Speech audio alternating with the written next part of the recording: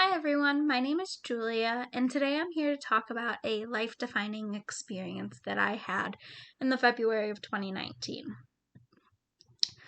In February of 2019, my life was very different. I was in my senior year of college at Niagara University, and I was actually having a lot of anxiety about what I was doing with my life, where I was going after I was done with school, and if I had made the right decision right out of high school to do what I was doing. I originally wanted to go to school to be a dental hygienist right out of high school.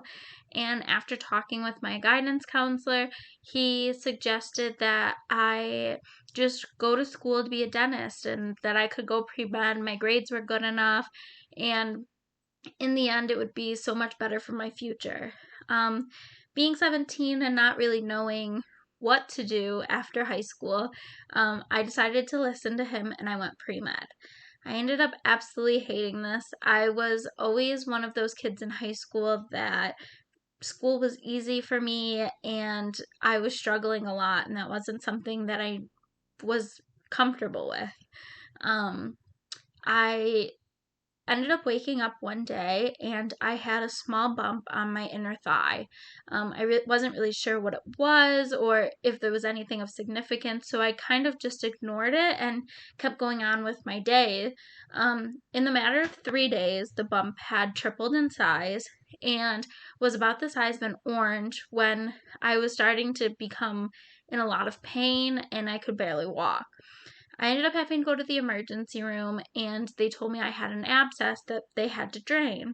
After draining it, and they gave me some antibiotics and told me that it would all be better and I could just go on with my life.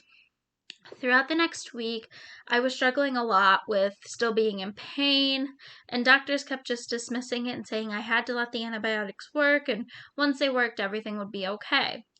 About a week later, I was no longer able to walk and had 102 fever while still on antibiotics.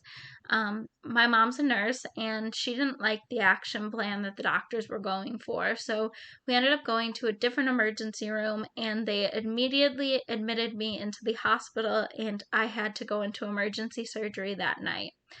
My body had began going septic and the infection had traveled in multiple directions.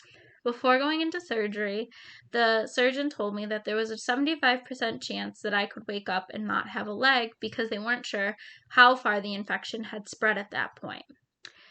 I ended up waking up and being okay, but I was unable to walk and was on bed rest for about 3 months. They had to remove a quarter of my thigh. During this time, I had to take a medical leave from school because I couldn't do anything. And I had a lot of time to sit and think about what I wanted from life and if I was okay with the direction my life was going in or if I wanted to change. I ended up deciding not to return to Niagara University, and after I was fully healed and took a little break, I decided to come to ECC to take some prerequisites to hopefully get into the dental hygiene program in the fall of 2022. This experience taught me a lot about myself and life.